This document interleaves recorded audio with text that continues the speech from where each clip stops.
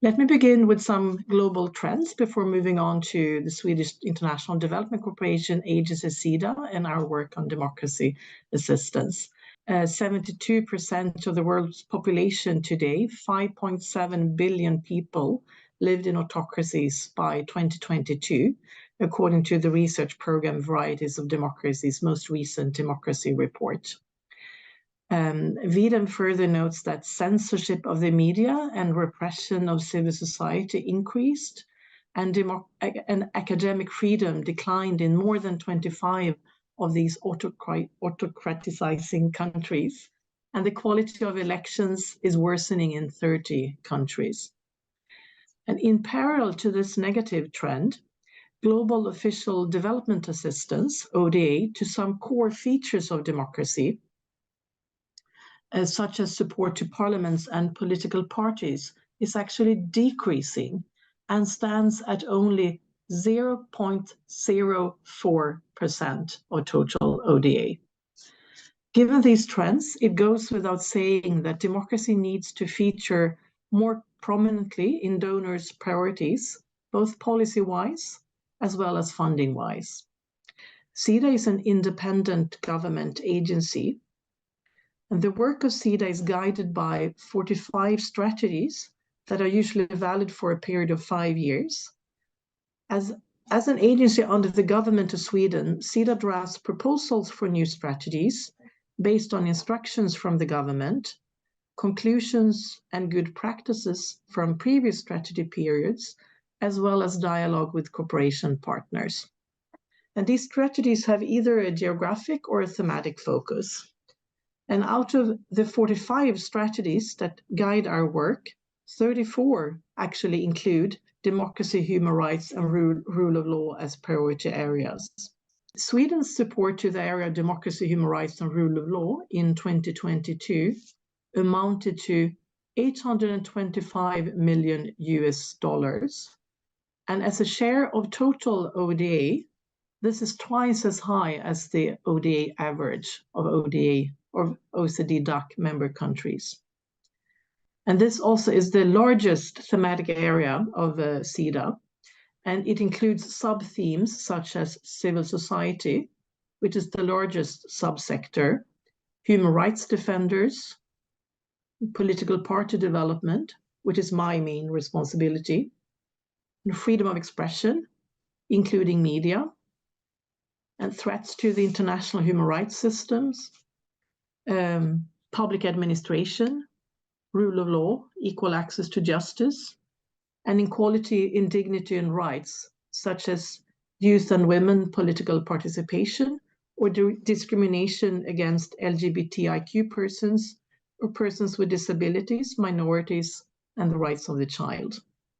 The first piece of advice is that it's always good to build your work on a really solid analysis, good knowledge product sources like Varieties Democracy, which is something I can really recommend. It's something we use too, the annual democracy report, for instance, but also institutes such as the International Institute for Democracy and Electoral Assistance, International IDEA, and their annual State of Democracy report.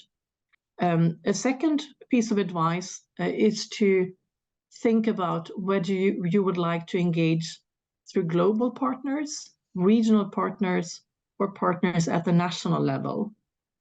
Sometimes it can be less sensitive to work through global partners, sort of depending on the topic. So that's something to consider.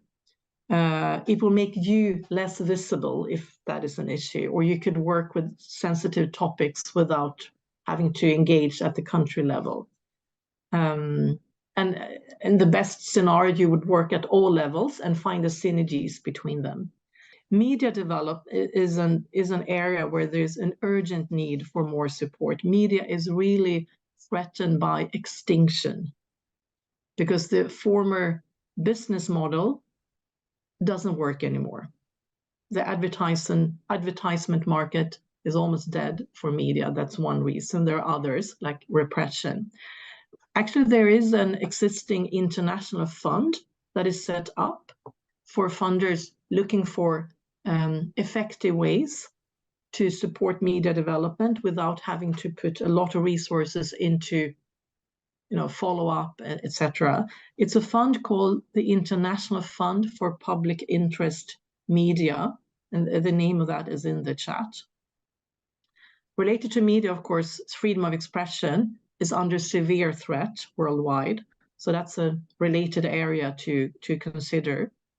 Moving on, women's human rights groups suffer from decreased levels of funding. So that's another area that is in need of urgent, or another group or theme.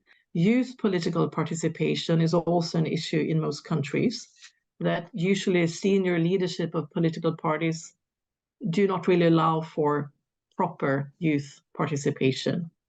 I think it will also be good to have an inclusive process when you do these deliberations, both domestically and internationally, so that your new policy, if there is one, would be truly embedded. And that would also serve as a protection against the contestation of democracy support. And a solid narrative on why you do this, if it's for intrinsic reasons or instrumental reasons. And I think the instrumental argument for why democracy support and why democracy in general is good for development outcomes, we can do a lot better on that. We have seen real programs when it comes to the number of women participating in politics, but that doesn't imply that we can readily conflate women's political participation with democratization, because sometimes the women that do participate are maybe more elite women than women representing larger groups in society. A second lesson is that political parties tend to be the main gatekeepers to women's participation, because gendered attitudes and values are filtered through the party electorate to shape representation. But yet donors persist in providing support to capacity development of individual women rather than trying to deal with party organizations and their filtering effect. We need to look at political parties as gatekeepers. We need to move away from a focus on individual change towards changing gendered institution and stressing how formal and informal rules influenced inclusion of women and other marginalized groups. We also need to strengthen women in politics throughout the lifespan, and that could be through education and networking, increased access to sexual and reproductive health rights, and equal care work, because that will provide more women with the time and energy for political engagement. Last but not least, we need to identify and use men as allies and upstanders for women's participations in politics at all levels, from husbands to partners, fathers and friends to ministers and political party leaders.